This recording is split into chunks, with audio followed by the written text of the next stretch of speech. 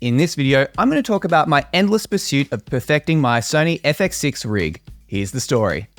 So the main types of video projects that I do are corporate videos that include interviews and B-roll. And over the last couple of years, I've been trying to perfect my Sony FX6 rig to try to optimize it and make it as efficient and as versatile as possible to save time when I get on set and not have to pack down the rig, set it back up, and have all the parts that are on my rig working well together and not annoying me in any way or causing any friction or tension or frustration in any way when I'm on set.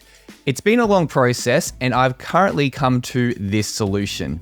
So right now I have my Sony 50mm f1.2 lens on my Sony FX6, and I typically use this for interview shots.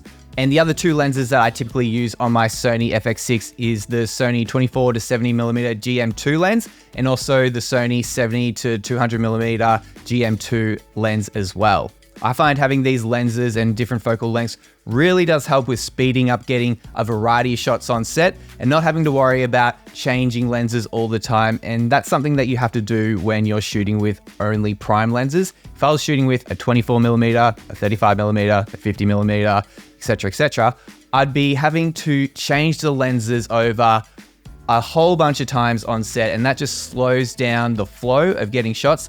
And a lot of the shoots that I do are time sensitive. So the people that are there, my clients, they don't want to be hanging around for a long time. I might be booked for a half day, 4-hour shoot, but if I can get everything done in 2 to 3 hours, they appreciate that because then they can get back to other things that they need to be doing. They don't need to be there babysitting me or overseeing what I'm doing. So if I'm able to get all my shots quickly and in a timely manner, that's a win for the client as well.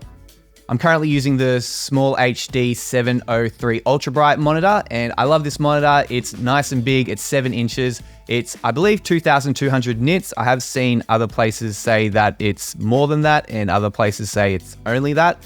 And for me, it's been bright enough for all the different conditions that I've been in.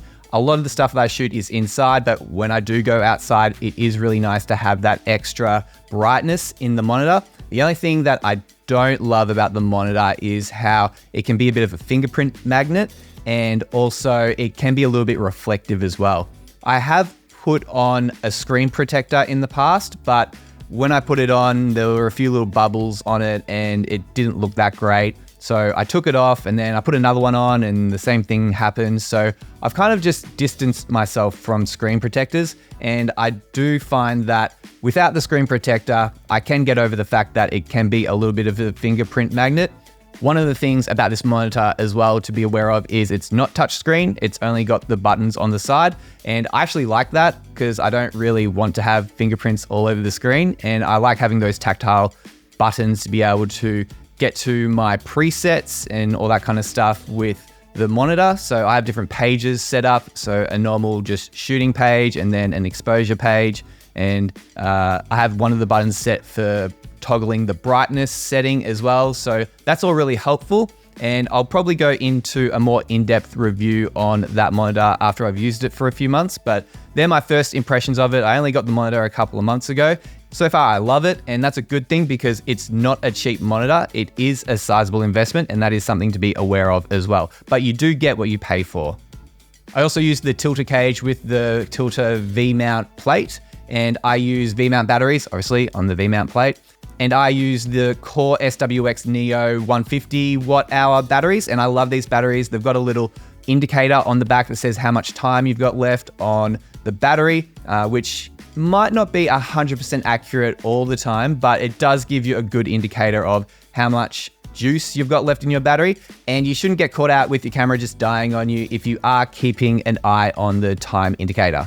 For client monitoring on set, I'm currently using the Teradek Serv Micro, and this has been a great solution, much better than having the FX6 stream by itself to an iPad. I've found that when I've done that, when I've used apps with the FX6 just streaming its image by itself, it's been choppy, it's been unreliable, and isn't really a great solution to hand off to a client.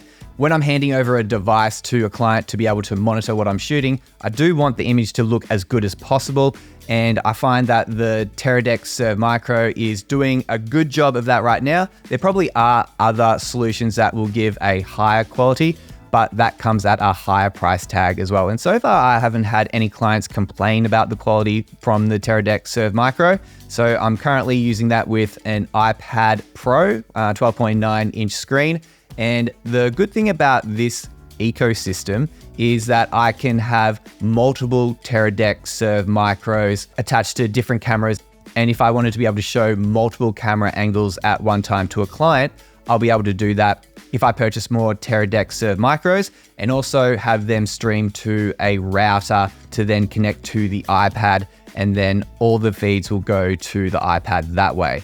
Hopefully I've explained that clearly, and I'll probably do a video about that in the future because I am looking at getting more of these. And the only thing that stopped me from purchasing more of them initially is I wasn't too sure about the quality and if I was happy with it, especially with frame rate playback and then just the overall stability of the image and the overall image quality. But after using it for a couple of months, I have been happy enough with the image, and the Serv Micro is actually the lowest on the tier of the Serv products. So there's also a Serv Pro, which is higher quality image as well.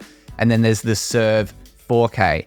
And that is significantly more expensive than the Serv Micro. So I'm kind of weighing up, do I really need the 4K version? Will it give me a much better image to hand to my clients? Is it worth the investment? So I'm a little bit on the fence with that right now, but currently this is what I'm working with and it is doing the job, and I am happy enough with it to keep using it going forward. I also have this extension piece here which connects to the hand grip, and I have a small rig mount as well here that I had to specifically buy to be able to mount the hand grip onto this extension piece here.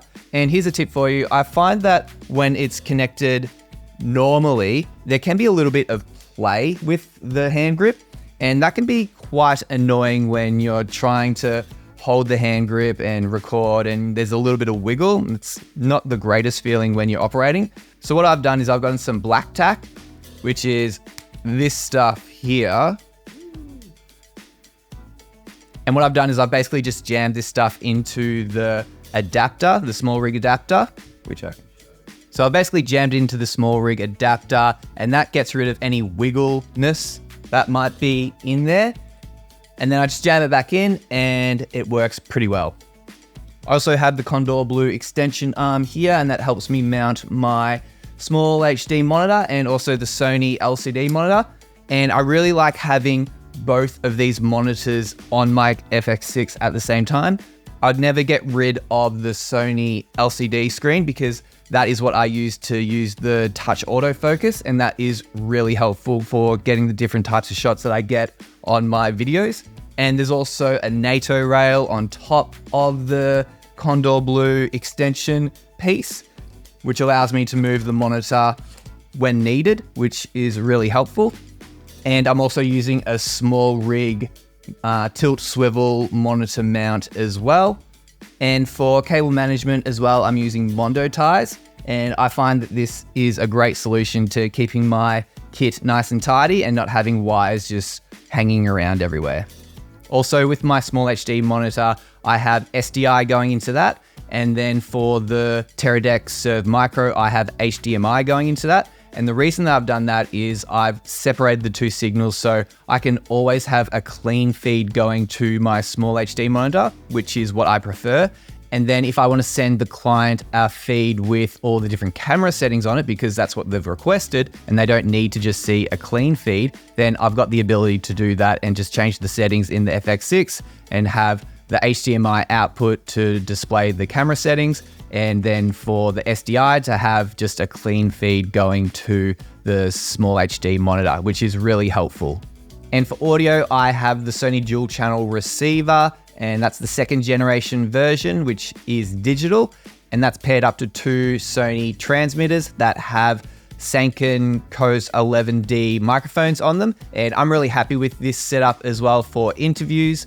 And most of the time I'm able to conceal the lavaliers under the talent's top because I don't really like seeing lapels in shot. I just find it's a much more professional look to have it concealed under the talent's clothing. And I do believe that the Sanken COS-11D microphones are optimized to be able to be concealed under the talent's clothing, and this will then also sound a lot better than stock lavalier microphones that I've used in the past. So that's my current Sony FX6 rig, and I find it to be a really versatile setup to be able to go onto my cine saddle to get handheld shots, or to be able to put on my tripod to be able to get interview shots. I hope this was helpful.